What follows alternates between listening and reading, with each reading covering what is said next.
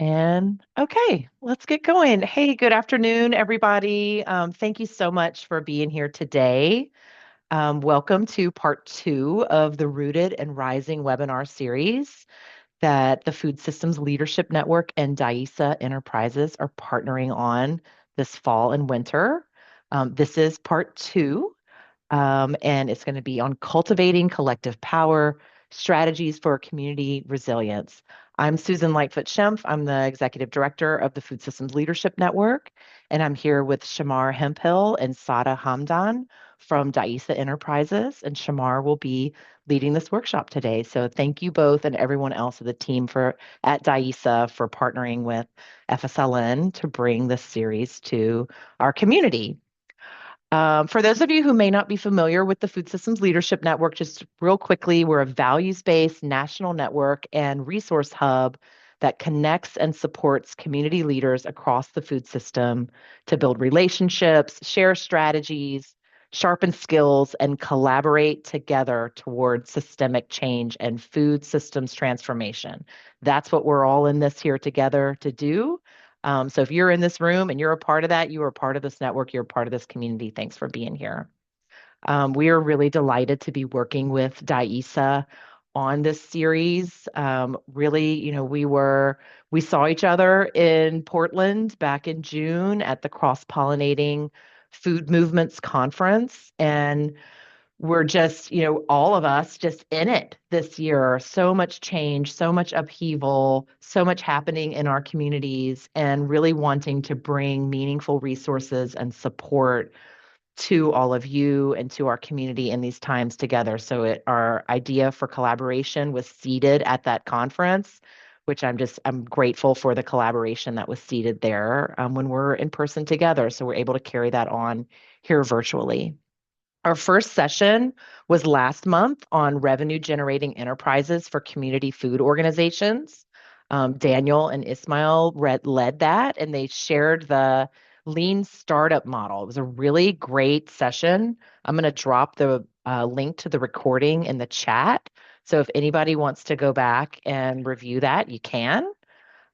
So that was really great. And we're going to have one more session. We'll tee up at the end of today's workshop. So we'll tell you more about that one in a little bit. And before I hand over the mic to Shamar Hemphill, who'll be leading the workshop, I want to just ground us in the FSLN's cultural agreements. These agreements were co-created by network members back in 2022 and have held us really well through good times and bad. And just, always recognizing that culture is something that we co-create. Every time that we are together, more than one person, we are co-creating culture. And so, as stewards of this culture, we invite you into these agreements today in this virtual space. So, Sada, if you could go into that next slide real quick. And I'm just going to read them aloud and just invite you to choose one that you want to carry with you through your day today and in this space together. We honor and celebrate our collective wisdom. Together, we know a lot. We are mindful of our power, privilege, and how much space we are taking up. We take responsibility for impact, regardless of intent. We give grace to one another and approach conflict with curiosity. We challenge assumptions, respect our differences, and speak from our own experience. We honor confidentiality, lessons leave, stories stay. We take care of our own physical, mental, and emotional needs, and we meet each other where we are. Showing up is enough, and listening is participating. So thank you again for being here today. And with that, I'm going to hand the mic over to Shamar.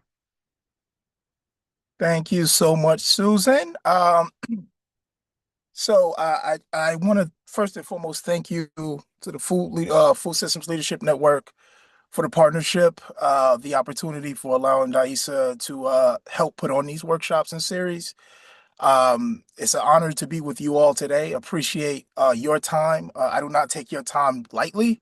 It's valuable and very serious given the times that we in. A lot of you all are responding, constantly responding, putting out fires, trying to figure out what's happening in immediate circumstances, watching the world change in the news. And so we really appreciate all of your time and dedication to the work that you're doing. And some of you I probably come across, and some of you I know, but really, sending all loves and great vibes today to you. Today is also an opportunity for us to connect and listen, do what you need to do. We are virtual. We are living in those times. If a cat come across the screen or kids or whatever, we appreciate that. And we do appreciate the conversations in the chat as well. That cross communication is so important. So I will kind of introduce myself here a little bit. I'm Shamar Hemphill. I'm more than my bio, but I'm the VP of strategy at DAISA Enterprise, which is an amazing consulting firm nationally that we focus a lot on equity-driven models and infusing equity into all of the work that we do. Um, I'm going on, I can't believe it, almost 4 years being at DISA since transitioning from my deputy director role at the Inner City Muslim Action Network in Chicago. Well, I've helped where I helped to build up an institution. Once it became $20 million, I thought it was time to transition. Two cities, did everything that I possibly could there, and was super excited to make the transition to become national. I had already been, I have over 20 years of experience in the field of food systems. I've developed a community market on the south side of Chicago. I brought helped to bring a federally qualified health center, bolstered a national recognized campaign that was looking at corner stores as a way to delineate the way that we thought about public health and food and where food is coming from, using corner stores as an intervention. I've worked with CDFIs, not nonprofits across the country, businesses, academic sectors, and everything that I do incorporated organizing principles as part of the transformation. So I've spent my career really designing these integrative models that really kind of bring strategy, systems change, and community organizing at the forefront. I also teach this at the Catholic Theological Union, where I focus a lot on social cohesion science. I am outside of doing this work. I think a lot about social cohesion and patterns and community patterns and how people can come together even more. I think that we've as a country put relationship building as a soft skill, which is the hard skill. I think we could do everything else. We can design systems and come up with all type of hardcore mathematical problems and solve them, but we can't come together. And I think that is one of the most important components in human life. So I appreciate being with you all. So today we want to talk about how organizing really is the missing infrastructure. But in a world where food systems are navigating climate shocks, supply chain volatility, political polarization, shifting market trends, all of these things that are happening in the climate has us feeling isolated, sometimes in fear, shock, having to be creative, having to make hard decisions. Um, I want to talk a little bit about why, some of these strategies using organizing principles is the missing infrastructure. Because when we think about this landscape in reality, we think about a lot of times traditional approaches. We immediately start talking about collaboration. What does coalition building look like? How do we start to map out, you know, um, what we can connect? What is the systems that we can begin to influence?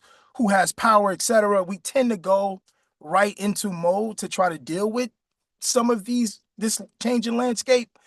But those are really traditional approaches, right? And it's not enough without the foundation of relational power, right? So today, the theme is really going to be a lot around how do we, in this time of uncertainty, continue to build bridges, right? So organizing science provides a discipline, a replicable structure to building trust, aligning interests, and mobilizing action. So I'm going to talk a little bit about how, we first and foremost have to think about ourselves. How do we begin to build relationships across, more than just sectors, but across in times of uncertainty? How do we build bridges? What does collective power look like? And then we'll have some conversations at the end, and really begin to talk about some practical ways that you can begin to implement this into your work. So before we start, I always like to engage you all. I know you all intrinsically do this on a day-to-day basis. So some of this may not be new to you, but the way that we may know it or understand it. Just want to bring it to the forefront of how you can be thinking about this and incorporate it into your work. But before we get started, I want to know what brought you in the chat, 1 or 2 words, that describes what brought you into this work and what keeps you in it. So just want to have folks maybe put in the chat, think about what brought you into this work and what keeps you in it.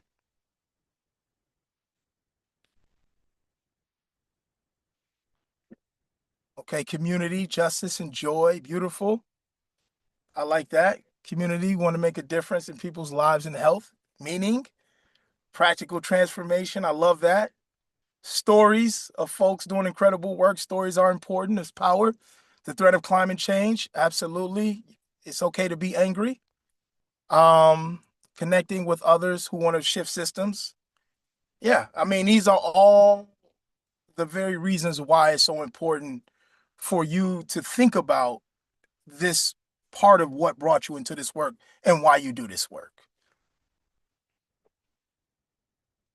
And we cannot start to think about these strategies without thinking about our personal self-interest, right? And what is personal and what is collective self-interest, right? So we hear this word a lot, and we tend to think about it in public life as this idea of a it's a dirty word. It's something that uh, we immediately think about selfishness. But in organizing, we tend to think about this in public life a lot different when we talk about collective action, right? Because we think about self interest as this word, as this act, as this understanding that sits between two extremes, and that's selfishness and selflessness. And we know selfishness is pretty self-explanatory. I mean, selfish people oftentimes only thinking about themselves. We can't act with them. But selfless people, sometimes we think about as virtuous. We love them. We bring them up as examples. Mother Teresa, others that we want to be like. But when we're trying to develop collective action or bring action in public life, we have to think about self-interest, because selfless people burn out at times. If they're constantly giving their time to too many um, initiatives, projects, volunteering roles, you tend to burn out. But self-interest clearly is defined in organizing as your stake, right? Something that you deeply care about. The pressures and reality shaping people's decisions, your decisions, what motivates you to act, where the work connects to others and goals. And in organizing, self-interest is where relationships begin, because it reveals who we are, our values, like what do we believe in, but things that we carry, whether we are in this work or privately, or what we learn from our home life, as we grow up, as we tend to learn who we are in the world that comes from our parents or our caregivers. It also reveals tensions, points where we get angry, tensions where what we don't like about the world, what makes us frustrated.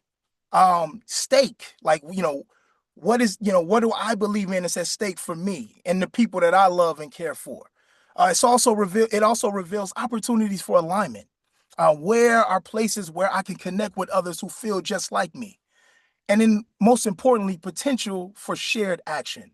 Um, where can we align, and how can we begin to address, shift power, deal with the things that are creating this isolation, the things that are creating the fear and anxiety? Where are the points where we can connect, for potential shared action? And so organizing, it identifies the overlap of shared self-interest and turns it into a strategy. So when you hear this word self-interest, it isn't just something that we hear and we say, okay, self-interest is a good thing in organizing. No, it's an action, because it turns it into a strategy. Once we begin to understand how we connect, how our values align, how you care about the things I care about, we can turn that into strategy. And this matters in times of uncertainty, because when systems are unstable, people often retreat into silos. People naturally, whether that's community, networks, etc., when things happen like we just seen with this administration, people start thinking about self-preservation automatically.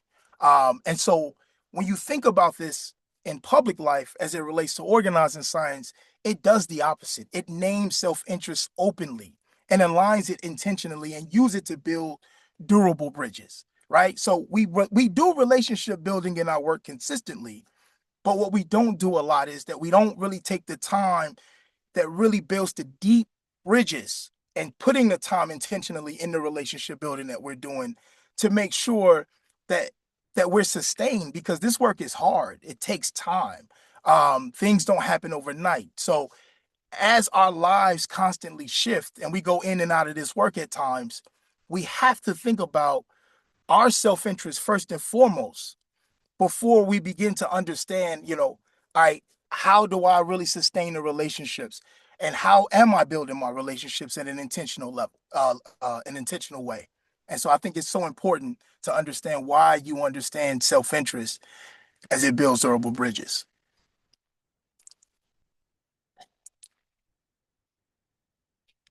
which is crucial for why we think about, one-to-one relational meetings and relationship building.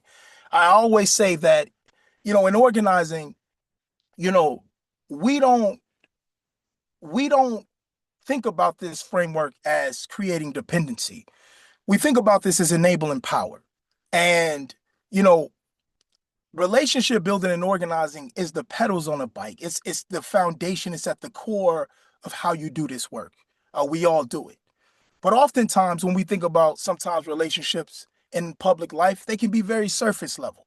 We can think about it when we're going into a store to buy something, and the salesperson is telling you, the sales rep is saying, "Oh, I like your shoes. I like your sweater. Oh, your hair looks so nice." Unfortunately, they can't say that about me because I kind of lost mine, some years back. Um, but again, when when you walk into the store, the sales rep will tell you anything they need to tell you to sell you something. They want to sell you something.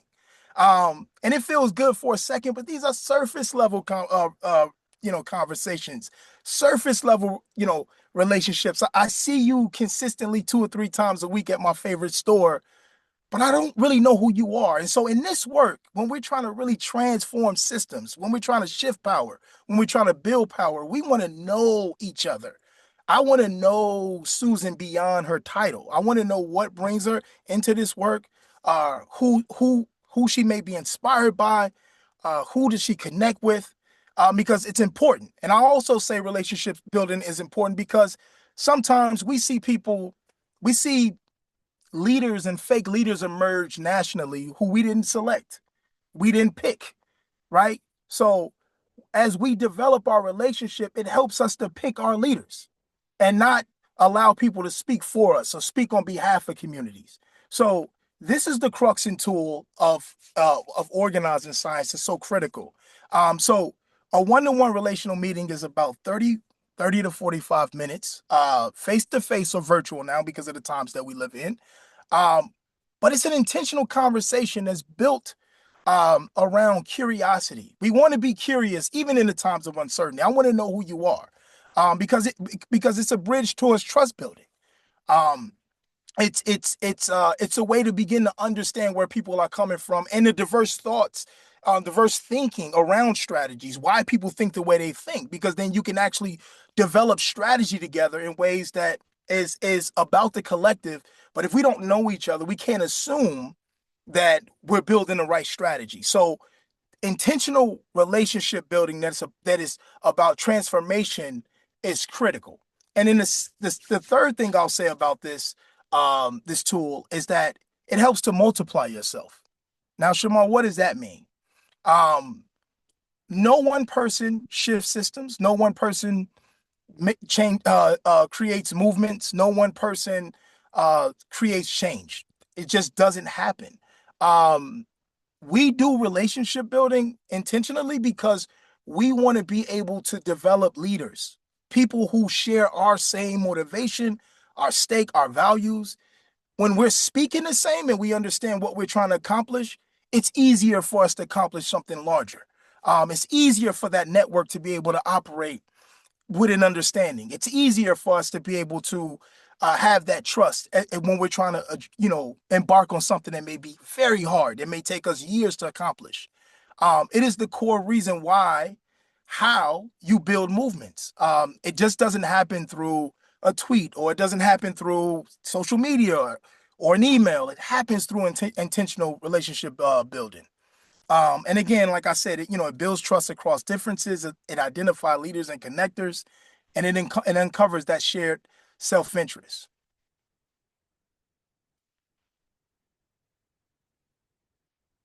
Now,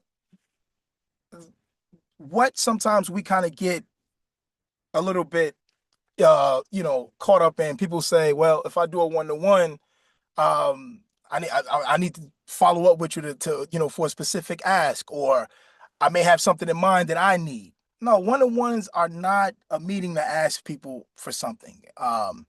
It's not a networking chat. It's not a sales pitch. It's not one-to-one reciprocal, conversation.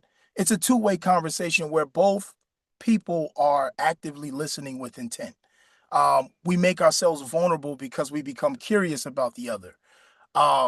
That to me, when one-to-ones are done at a high level and it's intentional, it's probably one of the most spiritual things that you see through the human existence, when people are doing this and with an intentionality, because love is developed, care is developed, understanding is formulated in ways that we can't imagine sometimes when we take the time to understand the story of the other. And then also being vulnerable. It's a two-way conversation. So it's not just you coming in with a notebook talking to somebody that you don't know or that you're curious about. It's about coming in, allowing yourself to be vulnerable and ready to actively listen and understand where a person is coming from. Now, again, it may not happen all at once. You may have to give yourself space to continuously, come back for that second one-on-one. But again, you want to identify the people that sometimes may be speaking up at a meeting, want to take more action, may some say something really, amazing in a conversation. Find ways to credentialize yourself and say, hey, look, I'm such and such from this organization. I want to set up a time because I'm working on X, Y, and Z. And then you can learn more about the person beyond their titles or what they do. And then it goes from this idea of saying that we should collaborate someday to like, let's act together right now. Like, we have a shared stake. We know we believe in the same thing. We're building trust before we act. And so when that happens, then you can really act in a really intentional way, in a powerful way, that sustains your work. And this gets us to understanding when we do develop the right relationships and we're intentional about it, it's building towards this idea of collective power. Now, I want to talk about power. Power is another word that we hear a lot, and that it sometimes create, vulnerable conversations. A lot of people don't like the word power. They think about it a certain way. So I definitely want to be sensitive to those that may be hearing this word and may not like this word. But I want to talk about it and organizing science in public life in the work that we're doing in this context.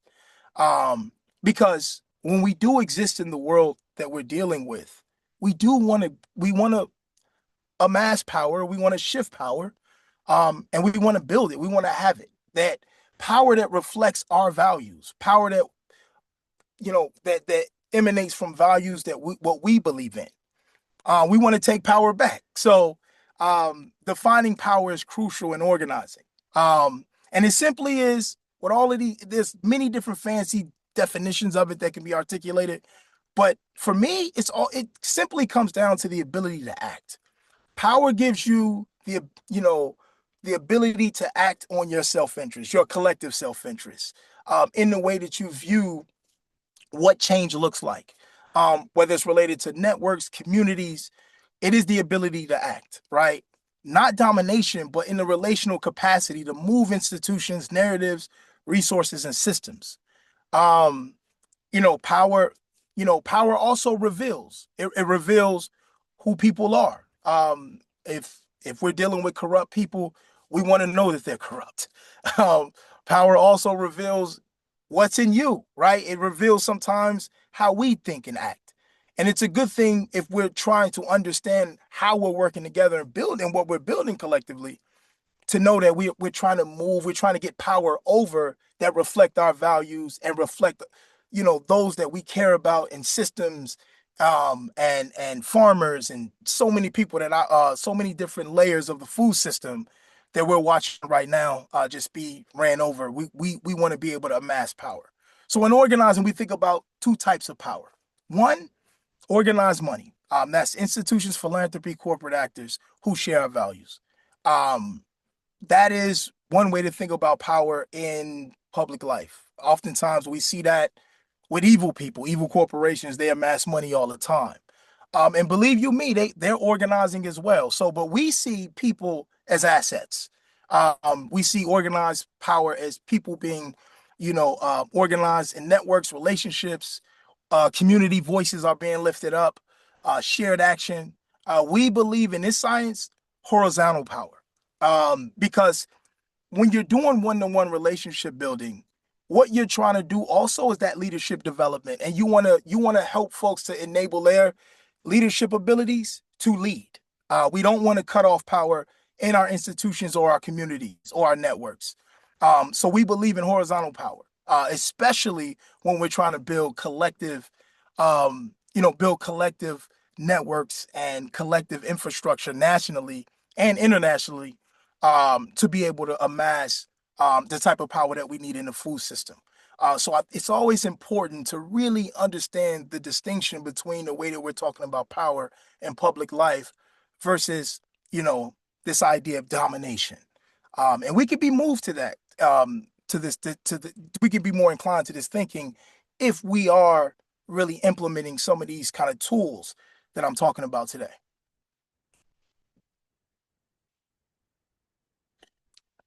And how collective power is built. Like I said, it starts with relationships, uh, one to ones. As you heard me, it's the pinnacle. It's first and foremost recognizing who you are in the space, what your interest is in the space, and how that is reciprocated and shared with others that you're in networks and spaces and community with in institutions. So story-based leadership. I'm one that really believe we all have a story. We're more than what we say or what we do or how we present ourselves. Stories are power. They are weapons. Even in media now and you know prior and beyond. I mean, so many narratives are told disproportionately. They're not told in ways that people even understand these communities. They don't understand um, farmers. So people drum up stories all the time, and yet um, people tell stories on behalf of folks that are untrue and not consistent consistently. So story-based leadership is really, really important when you're trying to develop your relationships. The second thing is, we want to be intentional about defining shared self-interest, what we can only achieve together. I tell people all the time, start with collective self-interest, collective interest. Once you understand what your collective interest is as a community, as a network institution, you can build from there. And shared collective interest helps us stay on task with our goal because we all collectively believe in it. Um, and then we also have to build structures, right? We have to build what you all are doing, the coalitions, the committees, the working groups. We have to be intentional about the structures and how structures are defined, because that is part of our collective power building. The decision making, how we make decisions, how we sustain relationships within that structure is all part of building collective power. And it's essential in the food system because no one can shift procurement systems, market access, health outcomes, etc. by themselves. There's no sole actor that can do that. That doesn't have that has that type of knowledge base and understanding. So for us, when we think about this particular these principles, we want to think about it in the way of we're trying to build collective power to shift to make resilience possible where we operate, where we live, how we work. This is how we want to be thinking about the structures that we build.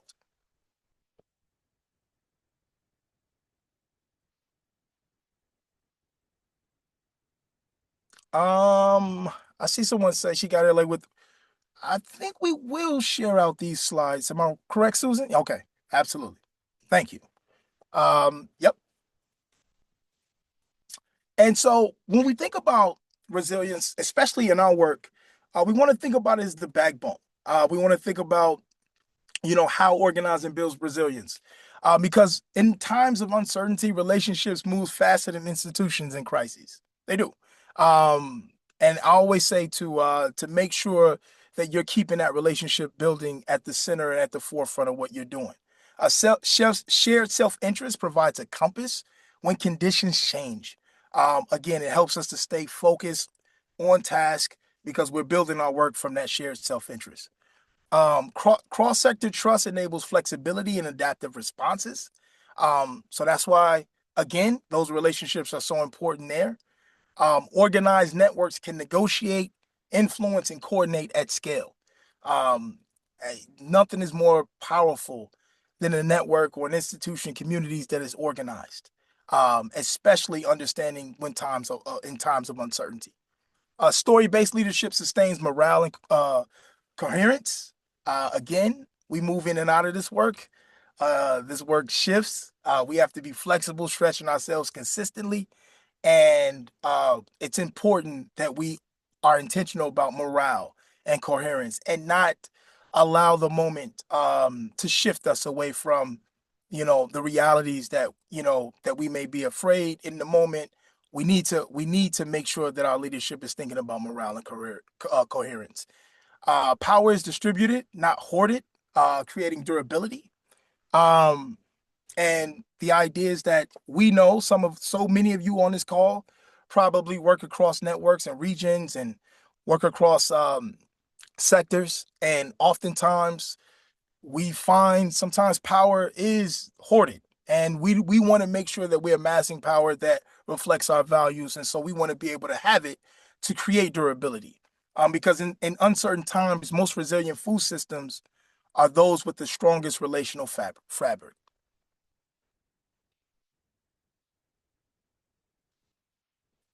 And I wanted to list out some practical ways that you can integrate this, because I am also too a practical thinker. I think about implementation in ways that you can implement it right away and tools that you can take with you.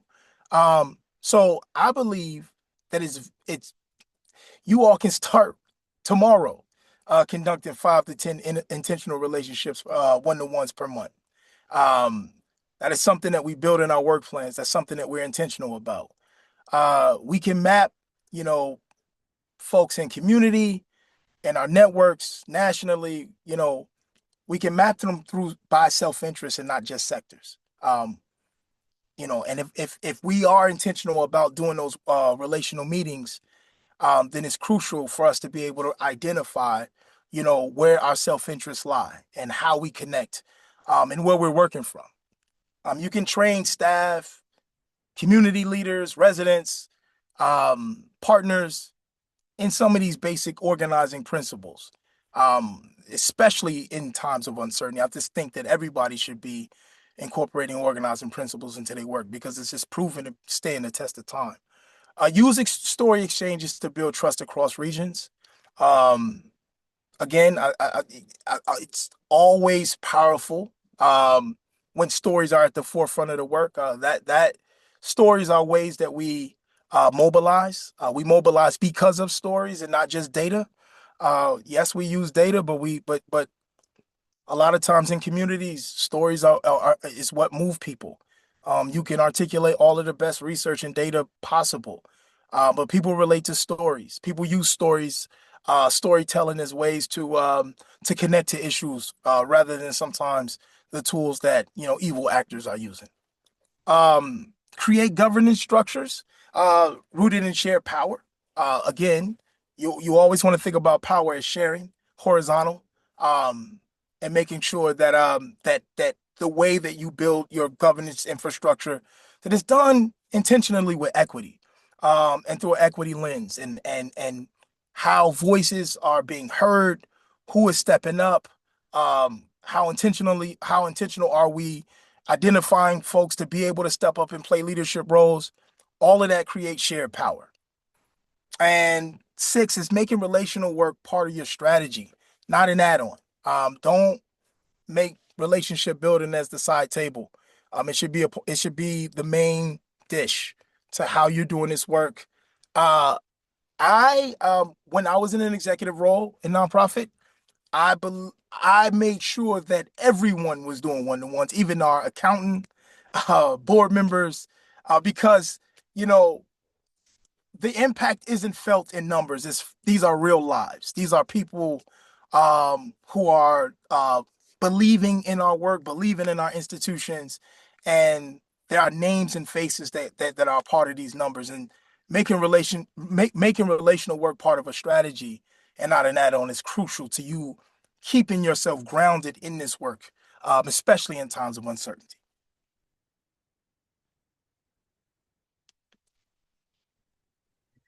So Shamar, we have a couple questions in the Okay. chat before maybe jumping into the prompts. Okay. Do we want to hit those?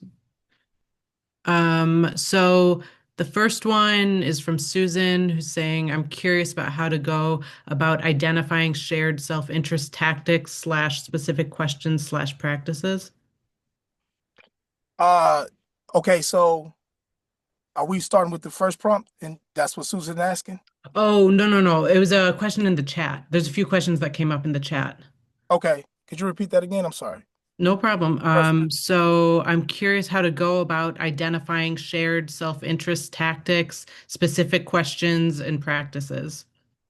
ooh, that's a heavy question. I would say first and foremost, when we're thinking about identifying shared self-interest, um, I always say where start from IDing institutions or people or individuals, because I always say we have to be curious in this work. We have to remain curious, and if there are spaces that spark the idea and connections to what you believe in, or ideas that you have within the work that you're doing, start from that place of identifying folks.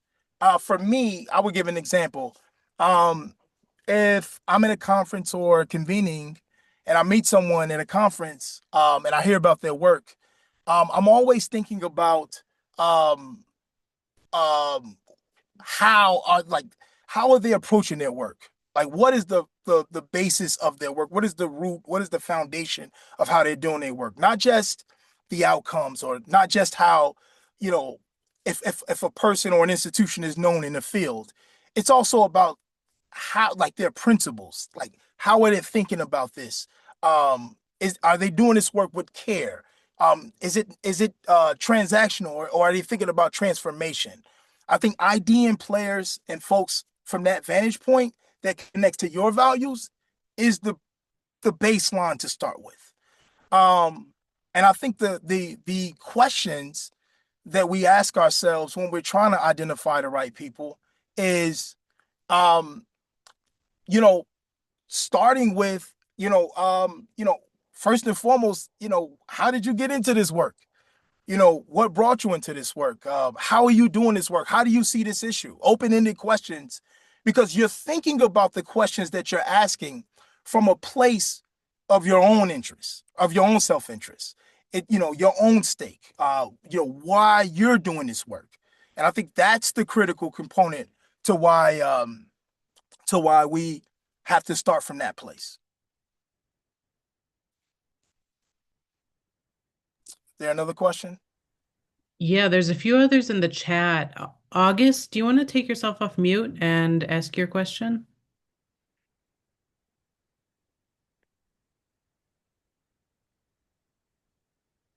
Yeah.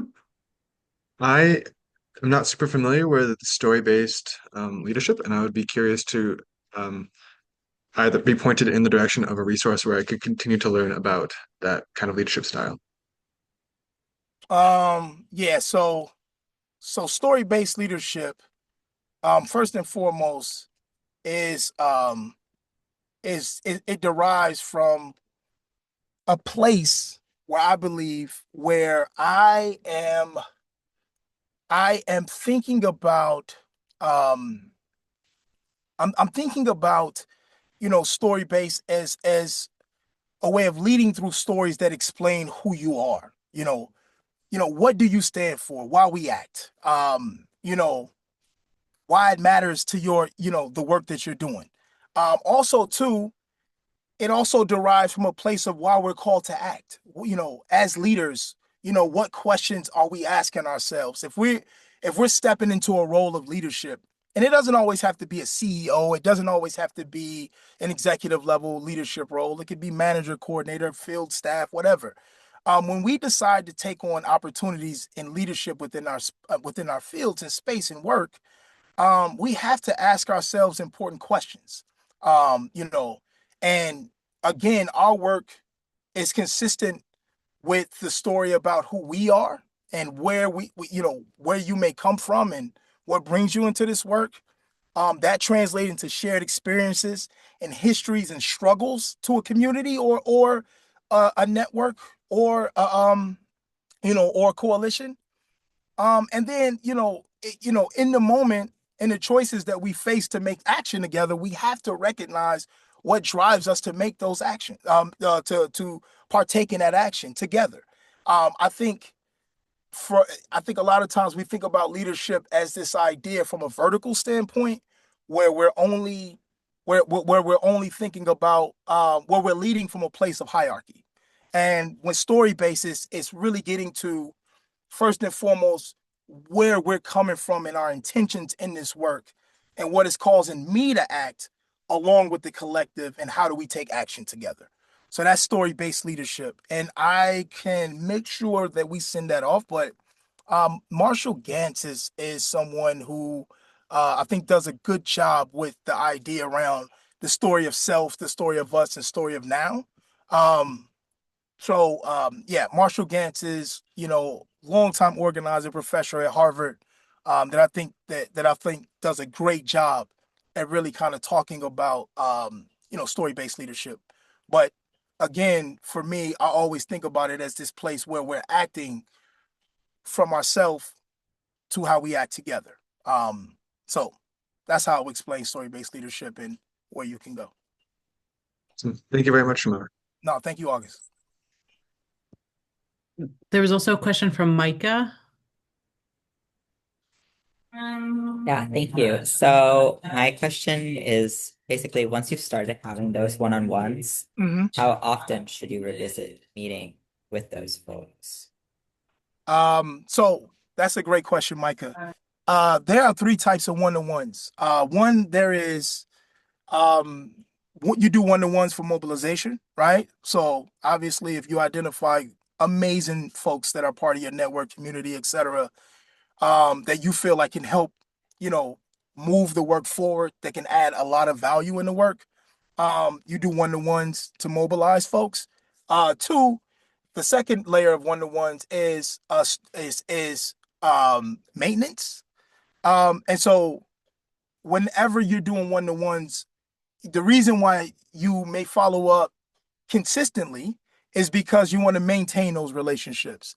And so not all one-to-ones are created equal. So once you've been able to develop relationships, with a small network or a circle of folks, you want to do one-to-ones for maintenance because people come in and out of life cycles. Um, Situations may change. They may, have families. They may expand. They may get a new job. So you want to do those as often as possible, Micah, because again, you want to maintain those relationships. And again, that doesn't happen every day, but you might want to be able to develop a work plan that gives you the ability to be able to do those type of maintain relationships 3 to 4 times a month. And then the third one is for leadership purposes. People that come into this work, we have to create opportunities for mistakes. I think I love learning environments because I think that people can consistently, learn how to lead as well and make mistakes. And then there's opportunities for continued growth. And so we also do one-to-ones as part of follow-ups to make sure that, those who are coming into a leadership position or having a different role within the work, you want to maintenance that because again, people are growing and they may see you as a way to continue to grow in that space. So that's a great question. But I would say again, about 3 to 4 times a month, you want to maintain and think about the maintenance of that those one-to-ones.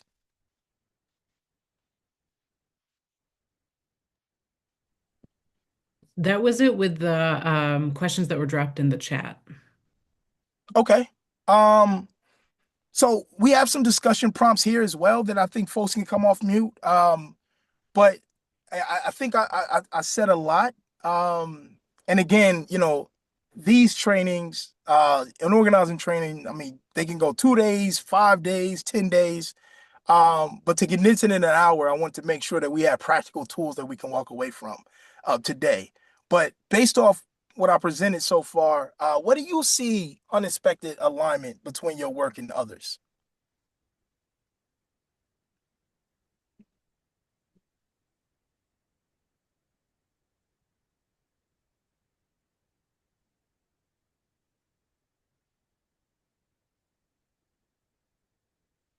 I want to say not all at once. I know everybody's rushing to the floor, to the mic. Um, but as you heard some of these concepts and tools and strategy, go ahead, Cindy. I see your hand raised. I'm not sure this was what you had in mind, but I'm think of myself as a climate activist. That's how I started in this Mm-hmm. current path I'm on. Um, what I did not expect, I saw myself joining groups where other people knew a lot more than I did, and I would learn from them. I would just help them out in small ways to accomplish Mhm. this giant goal, saving the earth. Um, and then as time went by, I couldn't find groups or I couldn't find people and I ended up accidentally becoming the co-chair of a food committee and starting a national network. And so now all of a sudden I'm much more interested in people who run things than I ever have been in my life, which is why I'm here, because I have no experience doing that. I mean, you're talking about these one-to-ones so that I can teach other people how to lead. And I'm thinking, no, I need one-to-one so I can learn how to lead. It doesn't matter that I'm the leader of this group. I still don't know what I'm doing. Anyway, I am seeing a lot of connection now. I'm interested in people who have nothing to do with food or climate, Mm, but they can tell me something about everything about leading. Uh, absolutely, Cindy. that's mine. No, no, no, no, no, no. I think it's important that you said that. I appreciate you saying that because, one, is that what I think what you just landed on is the fact that the cross-sector relationships that we build, sometimes we tend to be siloed in, given how much we're trying to do this work. But the curiosity of the one-to-ones help us begin to identify others that also in other fields that there are those direct connections. And in these times, we need to be doing that. So I would say that for you, this is why I talk about leadership and organizing as horizontal, because we all can learn. We can, at a constant.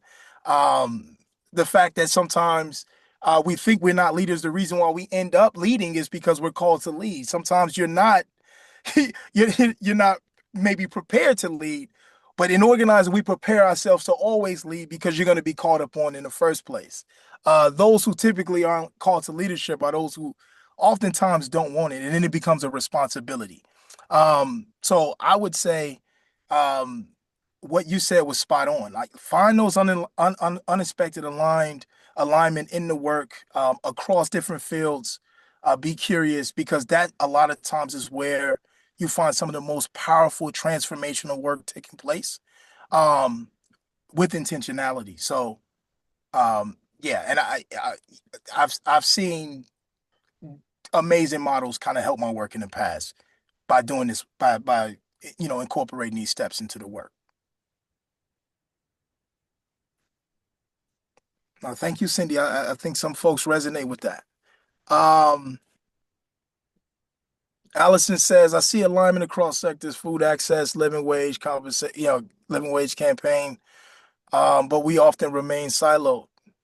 Yeah, this is why, one-to-ones as a tool is so important. I think um, we have to act in ways in this work. It calls us to act because we have to step up and find those connections. We have to find those ways to be able to continue to find alignment, and that is through one-to-ones. Is people who are oftentimes, in fields or in movements or in networks. You'll be surprised when you intentionally set up time with them, the type of connections and opportunities and strategies that you can come up with that are based around your values. And I think um, you know you may have to initiate that bridge, especially right. I mean, this is crucial. It's especially in these times we have to do that. Um, because I do want to say this, that about self-interest too. When people articulate their own self-interest, we can find where our interests overlap, and that overlap is what really kind of helps us think about the power that we're building. And the self-interest is the bridge between the personal and the collective, and it's how individuals' motivations become shared goals. So I want you to just think about that reality as well, right? Like how powerful understanding self-interest. I think people can't organize intentionally and be serious about it if they don't know their self-interest or their collective self-interest. Um, and that's why we do one-to-ones, because we want to uncover ways to align in the work that sometimes is unexpected. Um, I ask a question. What is a tension or difference do we need to name in order to work together? Honestly.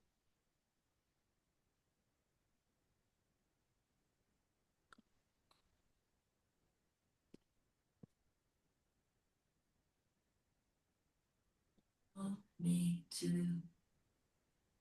See someone come Um, on.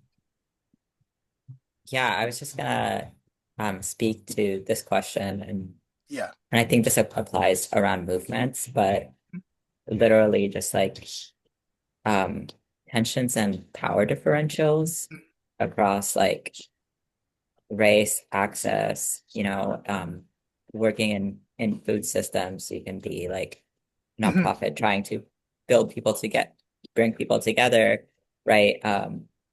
But there's different people that are on the ground in different ways. Hmm. And then different people that have funding. And so like explicitly naming those power differentials and Hmm. acknowledging like what is and isn't yours to hold, Hmm. and where you need to make space for other people to take the lead. I think is really Yeah. No, Mike, I think that's powerful. Absolutely. And I that's part of this process of this work, is naming the tensions that exist in order for us to be able to work through our differences. Because again, this work is intentional, it's vulnerable, it's real, and we have to name it. We sometimes we have to get past it and have hard conversations. And that's all part of working through these ways for resilience, right? For sustainability, for long-term impact. And funding is one of those ones that typically come up often. And we want to be able to mitigate self-preservation. So that's why it's critical. So yeah. But I think we have 4 minutes left. I want to give us time to be able to close out. I appreciate all of the questions. I mean, these are very thoughtful questions. This is just the tip of the iceberg. So um, you don't have to eat the whole cake today. You can always find me or email me for more if you're interested in kind of thinking about how to incorporate organizing into your work, in the near future. As you're thinking about, tensions and you might be at the precipice of building something, and you all need support on how do you develop the infrastructure that embodies trust and shared collective self-interest. So please don't hesitate to reach out to me. Um, and I can follow you can follow up with me in my email, Shamar at DAISA Enterprises .com, and I'll be happy to follow up and talk a little bit more.